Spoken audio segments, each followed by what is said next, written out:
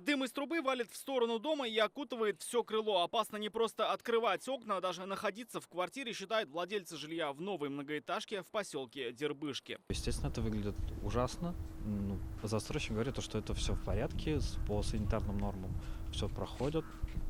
То, что он изначально строил с планом, то, что эта труба должна быть.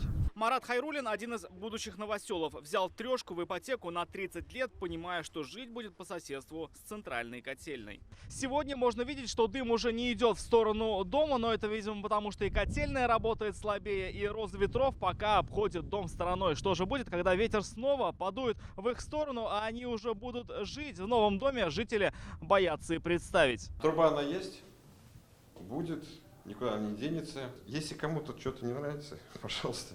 Всегда можно расторгнуть договор, получить, забрать деньги. Что делать с трубой? С этим вопросом жильцы обратились к застройщику. Руководитель сообщил, котельная была в плане с самого начала. Она питает теплом половину Дербышек, включая и новую высотку. Поэтому будущие владельцы квартир знали, на что шли. На макете о трубе речи нет, на макете даже трубы нет. То есть никто не говорил, приведите нас сюда, покажите, вот здесь труба, там, вот тут котельная, вот у вас будет такой дом. Об этом слова не было, речи не было. То есть на момент покупки об этом никто не задумывался, это 100%. Нет трубы и на паспорте объекта, поэтому узнать о таком соседстве жители могли только обойдя будущий дом и осмотрев место строительства. К этому времени некоторые уже успели продать старое жилье, чтобы оформить ипотеку в новом доме. К тому же у застройщика на руках были все разрешительные документы. Это подтверждает и Госстройнадзор. Как отметили в ведомстве, разрешение на строительство застройщику выдано в сентябре 2020 года. Многоквартирный дом на этом месте построили согласно градостроительному плну Казани. На проект строительства получены положительные заключения экспертизы, выданные в июле 2020 года компанией «Поволжская негосударственная экспертиза».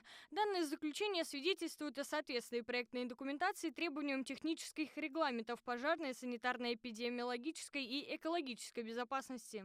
Согласно действующим санитарным правилам, в стране для ТЭЦ и районных котельных санитарно-защитная зона должна составлять 100 метров. Здесь около 20. Но по данным Госстройнадзора в разделе «Охрана окружающей среды» есть санэпидзаключение Роспотребнадзора, где указано, что для этой котельной установление санитарно-защитной зоны не требуется. На вопрос, почему, в Татарстанском управлении Роспотребнадзора нам ответили: законодательством разрешается уменьшение этой дистанции, если для этого есть обоснование. Для котельной по улице Тополевая, 6, АО «Казэнерго» в 2020 году был разработан проект санитарно-защитной зоны. И согласно этому проекту результатами расчетов было подтверждено отсутствие формирования за контурами указанной котельной химического и физического воздействия, которое бы превышало санитарно-эпидемиологические требования. С точки зрения бумаги, которая была представлена 2020 года, то есть о том, что все экологические экспертизы были проведены, то есть вот с этой точки зрения застройщик, наверное, был прав. Когда дом еще не стояла, труба действительно как бы возвышалась, условно говоря, над котлованом. В этом случае никаких вредных веществ то есть не было. А с точки зрения 2023 года, когда уже дом стоит, то есть здесь 23 этажа, как мы видим, здесь уже вопрос, то есть насколько эта экспертиза, то есть она соответствует тем реальностям, которые сейчас есть. Говоря о вредных веществах, владельцы квартир имеют в виду продукты переработки природного газа. С вопросами, что в них содержится и безопасны ли они для человека, мы обратились к ученым. Если сгорание, будем говорить, полное имеет место, да, то, значит, получается всего лишь два вещества. Это водяной пар и углекислый газ. И они не являются вредными. Так вот, если котельная система не очень хорошо отработана, да, тогда вот этот процесс сгорания, он оказывается неполным.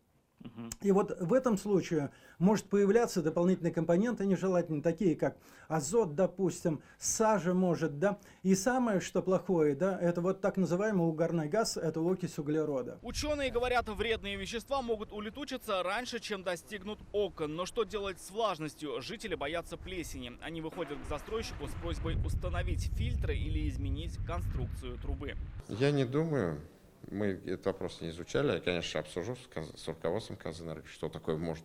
Но это эффекты не даст, я вам еще раз говорю, это разовые такие вещи. Это не постоянно, вот то, что вот так труба, там, такой дым валит в эту сторону. Ну, нет такого.